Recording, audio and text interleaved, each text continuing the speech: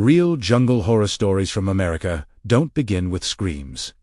They begin with silence. This happened deep inside the forests of Northern California, far from hiking trails, cell towers, and people. The kind of place where the trees grow so close together that daylight struggles to reach the ground. Mark had grown up camping.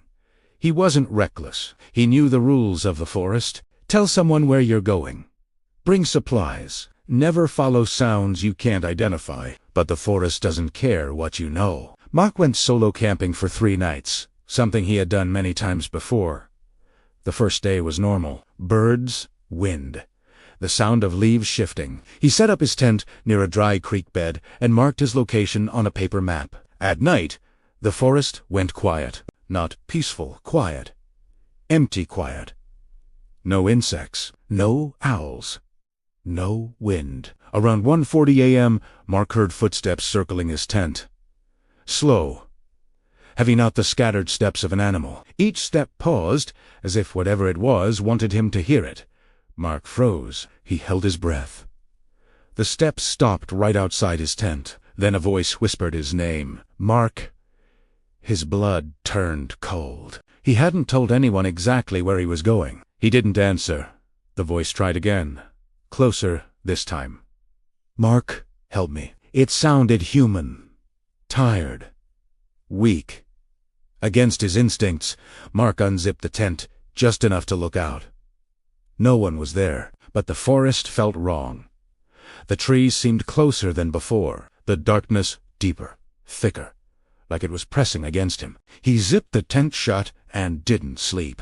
At sunrise, Mark noticed something disturbing. Bare footprints surrounded his tent. Human footprints, no shoes, no trail leading away. Just circles. He packed up immediately and started hiking back, but the forest didn't match his map anymore. Paths he remembered were gone. Landmarks had shifted. The creek bed led somewhere it shouldn't have. By afternoon, he heard the footsteps again, always behind him, always just out of sight. When he stopped, they stopped. When he walked, they followed. As night fell, the voice returned. This time, it didn't whisper. It spoke clearly. Why won't you look at me? Mark ran. Branches cut his arms. Roots grabbed his feet. The forest seemed to close in, bending unnaturally. Then he broke into a clearing. In the center stood a figure. Tall. Too tall. Its body looked human, but stretched, like it had been pulled upward. Its skin was pale and tight, its arms hanging too long at its sides. Its face was almost no. Its mouth was smiling. Its eyes were empty holes. You're lost, it said. You belong here now. Mark turned and ran again, until he collapsed near dawn. Somehow, he stumbled onto a ranger trail and was found dehydrated but alive. He told authorities everything. They dismissed it as exhaustion.